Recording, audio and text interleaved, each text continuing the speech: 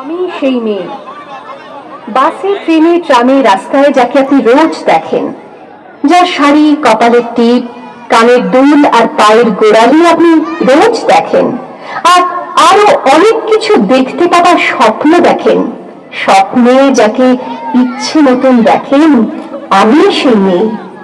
বিহারের প্রত্যন্ত গ্রামে দিনের আলোয় যার ছায়া মারানো আপনার ধর্মে নিষিদ্ধ, আর রাতের গভীরে যাকে বস্তি থেকে তুলে আনতে পাইক বরকন্দাজ পাঠান আপনি, আর সুসজ্জিত বিছানায় যার জন্য অপেক্ষায় অধীর হয় আপনার রাজকীয় লাম্পট্য, আমি সেই মেয়ে।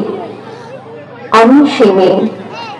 আসামের চা বাগানের ঝুপড়ি কামিন বস্তি থেকে যাকে আপনি নিয়ে যেতে চান সাহেবী বাংলোর মধ্যরাতে, ফায়ার প্লেসের ঝলসে ওঠা আলোয় নদীর চোখে দেখতে চান যার অনাবৃত শরীর, আমি সেই মেয়ে।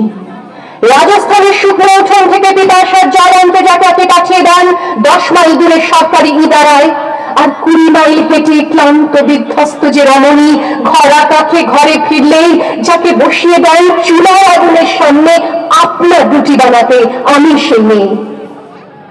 আমি সেই মেয়ে যাকে নিয়ে আপনি মগ্ন হতে চান গঙ্গার ধারে কিংবা ভিক্টোরিয়ার সবুজে কিংবা সিনেমা হলের নীল অন্ধকারে, যার চোখে আপনি এঁকে দিতে চান ছোট স্বপ্নের কাজল, আর ফুরিয়ে যাওয়া সিগারেটের প্যাকেটের মতো যাকে পথের দুপাশে ছুঁড়ে ফেলে আপনার ফুল সাজানো গাড়ি শুভ বিবাহ সুসম্পন্ন করতে ছুটে যায় শহরের পথে। করে দেখা আলোর গভীর রাখা দাঁড়িয়ে থাকা, আমি সেই। আমি সেই এমনকি দেবতা যাকে ক্ষমা করেন না, অহংকার আর শক্তির দ্বন্দ্বে যার গর্ভে রেখে যান কুমারীর অপমান, আর চোখের জলে কুমতি হয়ে নদীর জলে ভাসিয়ে দিতে হয় কর্ণকে, আত্মযোগে। আমি সেই মেয়ে।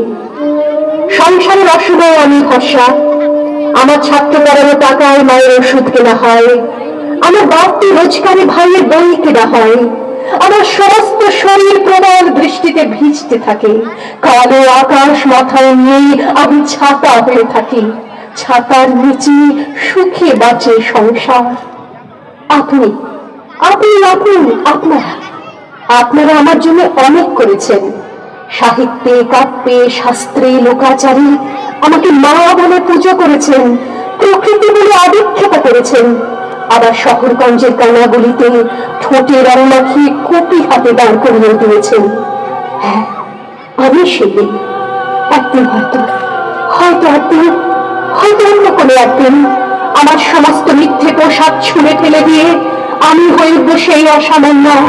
খোলা চুল, মুখের মধ্যে থাকবে আমার খোলা পিঠ, দু চোখে জ্বলবে ভীষণ আগুন, কপাল ঠিকরে বেরোবে ভয়ঙ্কর তেজ রশ্মি, হাতে ঝলসে উঠবে সেই খড়গ, দুপায়ের উপরে বেজে উঠবে অনদুন্দুভি, নৃশংস অট্টহাসিতে ভরে উঠবে আকাশ, দেবতারা আতঙ্কে স্তব্ধ হয়ে বলতে থাকবে মহাবিপত্র ভারী ঘোর নৃত্যকে শিল্পকে ভুলবেন তাহলে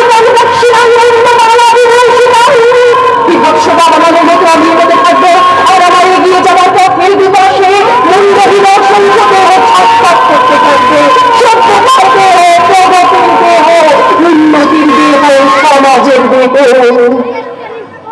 হয়তো আমি সেই নেই, হয়তোবা